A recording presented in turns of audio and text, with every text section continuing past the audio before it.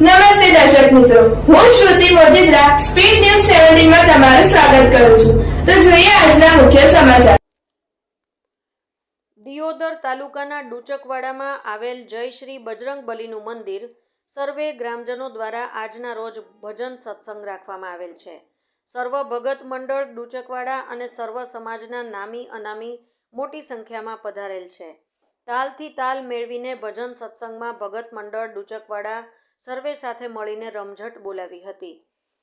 સર્વ ગ્રામજનો અને સગાવાલા બહુ જ મોટી સંખ્યામાં હાજર રહ્યા હતા અને સંતો ભક્તોનું સન્માન કરવામાં આવ્યું હતું.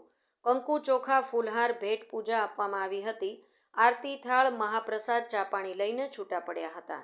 અહેવાલ ઓમપુરી ગોસ્વામી, બનાસકાંઠા.